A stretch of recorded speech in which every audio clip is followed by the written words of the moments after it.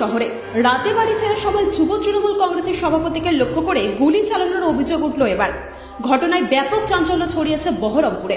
স্থানীয় সূত্রে জানা যায়, রাত্রে 11টা নাগাদ কাজ সেরে বাড়ি ফেরার সময় কাশিম বাজার রিং রোড এলাকায় পাপাই ঘোষের গাড়ি লক্ষ্য করে দুষ্কৃতীরা 2 রাউন্ড গুলি চালায় বলে অভিযোগ। কোনো রকমে প্রাণে বেঁচে যান পাপাই ঘোষ এবং তার গাড়ির চালক। গুলির আঘাতে ভেঙে যায় গাড়ির কাঁচ।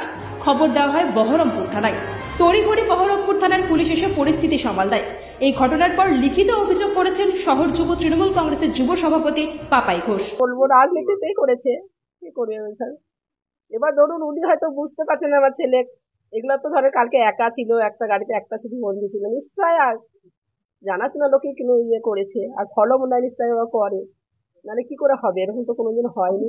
আমি চাইছি তার জন্য তদন্ত করুক, খুঁজে বের করুক, তার শাস্তির জন্য দেয়, আরো যেন লোক সতর্ক হয়ে যায় যে এর জন্য এরা শাস্তি পেয়েছে, নাহলে তো ছেলেটার আমার বিপদ আসতেই পারে নাকি, এত বড় আস্পর্ধা হয়ে যাবে তোদের। ব্যুরো রিপোর্ট, আজ বাংলা।